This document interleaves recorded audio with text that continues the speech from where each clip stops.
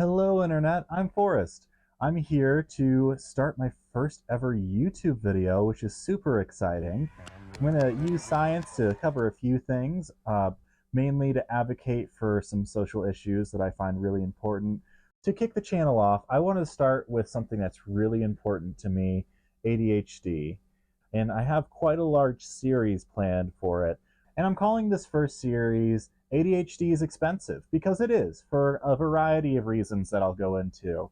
Um, and I wanted with this series to create some content on ADHD specifically for people who don't have ADHD. There's a lot of content already out there for people with ADHD, a lot of stuff for like managing their symptoms and things like that. This is not going to be one of those kinds of series. This is going to be more about the social impact of ADHD and really why everyone should care about ADHD, because it affects everyone in some very roundabout ways that you might have not thought about. So that's why I'm here.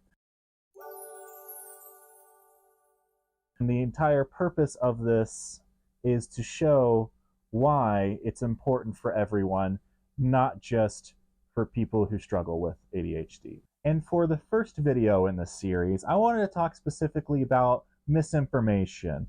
I think it's a good leaping point to go off of for the rest of the series, because I just want to first set the record straight on a few things like stereotypes, and also just talk a little bit about scientific literacy in general, which I know sounds really boring, but I promise I'll make it as interesting as I possibly can.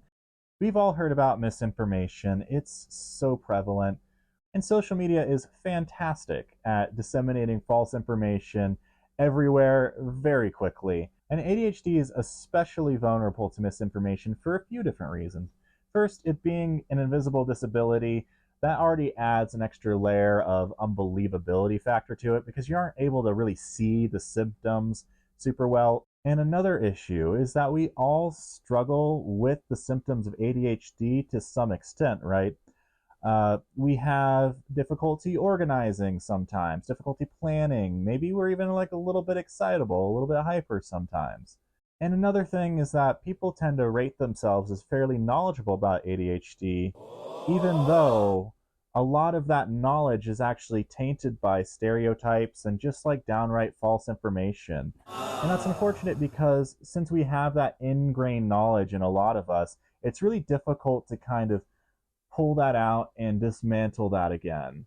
And especially when there's not a lot of conversation about it, yet there's a lot of familiarity with it. About 77% of people know somebody personally with the disorder, and that familiarity can create this sort of comfortability with the understanding of what ADHD is. In my personal experience, it feels like people with ADHD have just kind of grown accustomed to all of this. And in fact, people with ADHD have been shown to be just as prone, if not more so, to a lot of this misinformation.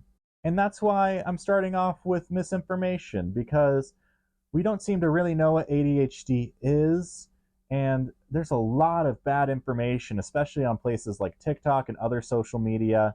And so I'll be providing y'all some helpful, juicy nuggets of information that can hopefully help y'all detect when there might be some false or misleading statements that are in your TikTok feed. But first, I want to go over some ADHD stereotypes real quick and have some fun with it in what I'm calling the stereotype speed round. Woo! Okay, first stereotype. ADHD is caused by trauma.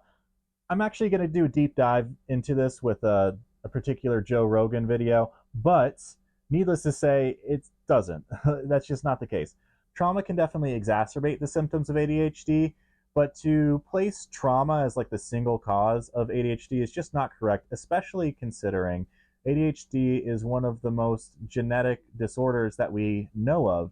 I think this one comes from traumatized children actually showing a lot of similar signs to ADHD, but that's not the same thing as actually having ADHD. But needless to say, traumatizing a kid does not give them ADHD.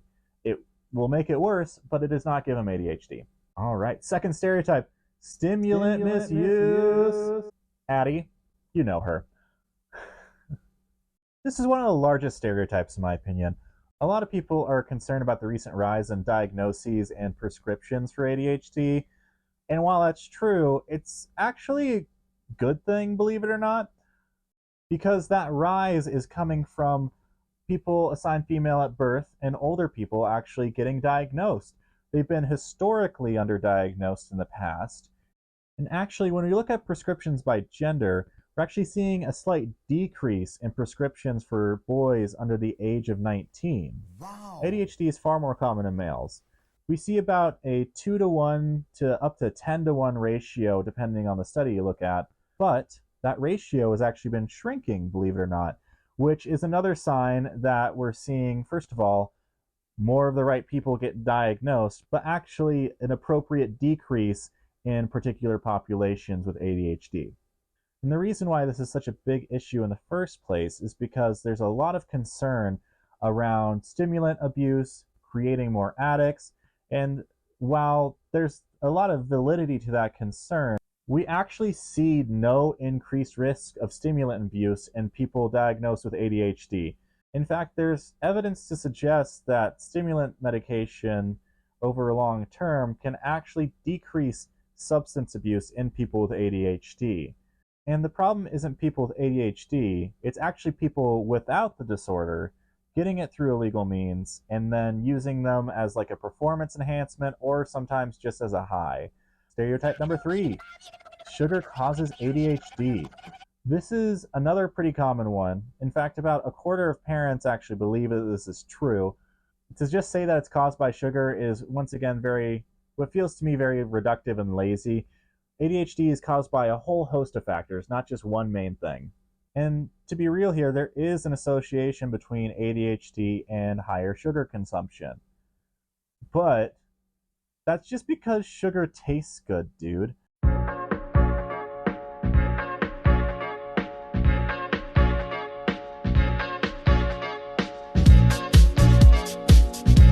And this point is often argued by saying, oh, well, when we cut sugar out of someone's diet, we see a reduction in their symptoms. But that's just going to be true of a lot of mental health disorders, not just ADHD. Cutting out sugar and having a healthier diet is just good for everyone. It's not just an ADHD thing. Stereotype number 4, only kids get ADHD. I don't know why this exists. I don't know how this really came about, but it's just no, like kids can get the same sort of mental health problems that adults can. That's just ridiculous.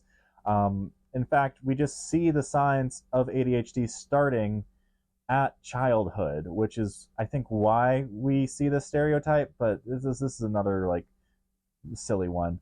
And number 5, people with ADHD are just lazy, or everybody has some form of ADHD.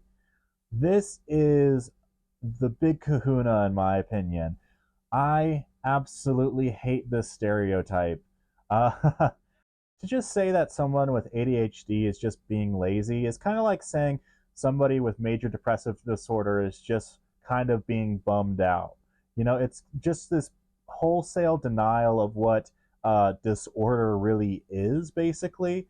The reason why people are diagnosed with ADHD is because they have this problem that's having a very significant impact on their life.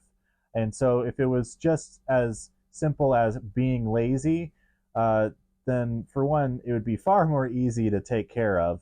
But also, it just doesn't really make sense when you actually understand what mental health disorder is. And also to argue, oh, everybody has some form of ADHD is once again just very reductive too. That's almost like saying everybody has schizophrenia because they have some daydreams sometimes. It's just very silly, very reductive. Overall, 0 out of 10 stereotype.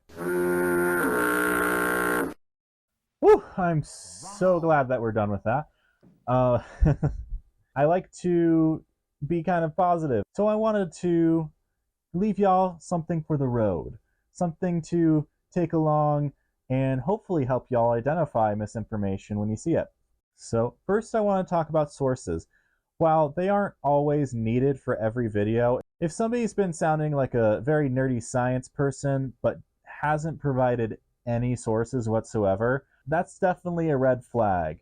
It is an important hint that maybe you should look at what other people are saying about the subject. Next thing, big claims.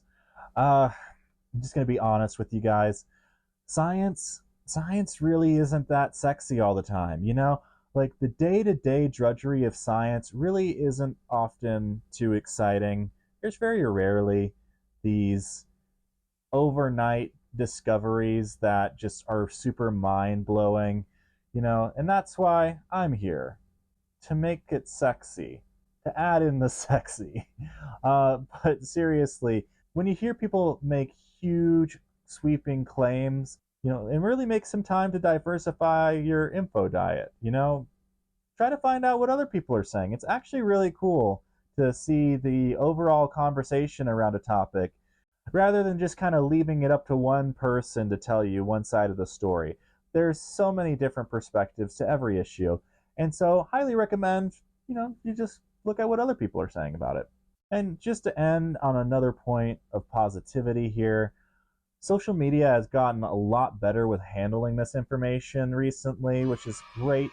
But also, I really do believe that we are becoming far better at detecting misinformation. Once you start to see it more and more, you can really start to see the inauthenticity, and it becomes very easily to know when somebody probably isn't really giving you the actual facts.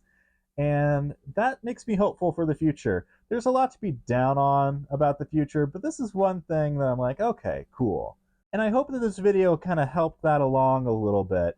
Even if it's just a little nudge, I hope y'all learned a little bit from this video about both ADHD and just misinformation in general. Make sure to look out for new videos coming soon. Bye! This